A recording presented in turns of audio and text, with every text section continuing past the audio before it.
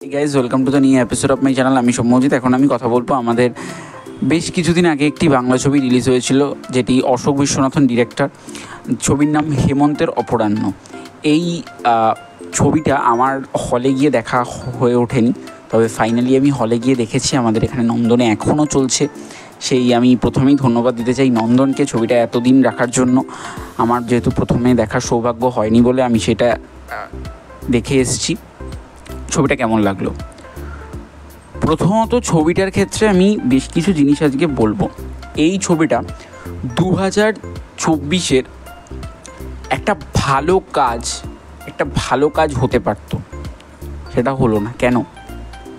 কারণ এই ছবিটার তেমনিভাবে প্রমোশন হয়নি, এই ছবিটার তেমনিভাবে প্রচার হয়নি, এই ছবিটার তেমনিভাবে কোনো সোশ্যাল মিডিয়ায় পোস্ট হয়নি। তাই জন্য এই ছবিটা অনেকেই এরকম ভালো ছবি মাঝে মাঝেই মিস করে যায়। তার মধ্যে অনেক ছবি আছে যেগুলো খুব ভালো হয়, যেরকম মানিকবাবুর মেঘ একটা ব্যাপক রেসপন্স করেছে। তো সেরকম টাইপেরই এই ছবির গল্প বলতে গেলে ছবিটার গল্প একটু করে যদি বলতে চাই, এখানে একটি ভদ্রলোক থাকে। ভদ্রলোকের নাম আমি ভুলে গেছি। এই ভদ্রলোকের এটা প্রথম প্রজেক্ট।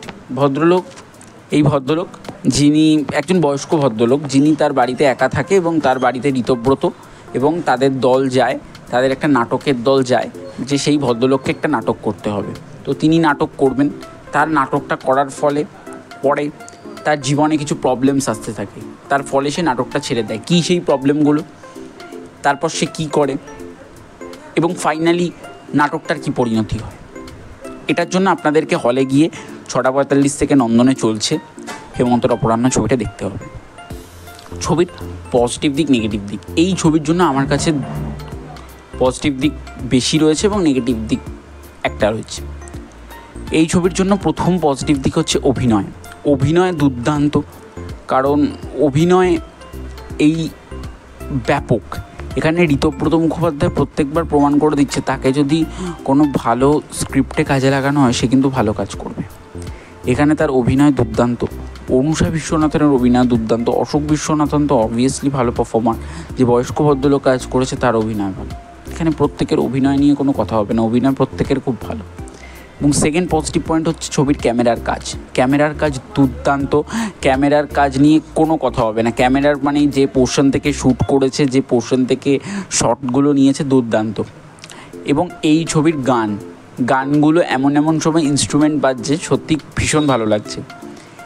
এবং এই ছবির ক্ষেত্রে আরও আরেকটা দিক কি, এই ছবির ক্ষেত্রে এই ছবিটা মানুষ হয়তো দেখবে, কিন্তু এই ছবিটা সবার জন্য নয়। যেরকম পদাতিক ছবিটা সবার জন্য নয়, মানিকবাবুর মেঘ সবার জন্য নয়।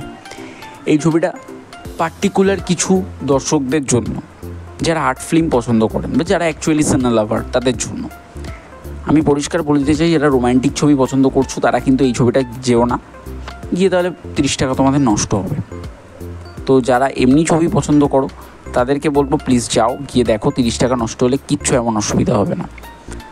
ছবির নেগেটিভ পয়েন্ট এই ছবির ক্ষেত্রে কিছু রাইটিং একটু গণ্ডগোলে রয়েছে, একটু কিছু ইমোশনাল জায়গাগুলো ভীষণভাবে ওয়ার্ক করেছে, সেটা একটা পজিটিভ পয়েন্ট। কিন্তু এই ছবির ক্ষেত্রে কিছু মানে এমন পোর্শনস লাস্টের দিকে ইমোশনাল কিছু পোর্শন ওয়ার্ক করেনি। ছবির রাইটিং আরেকটু বেটার হলে ঠিক ছিল।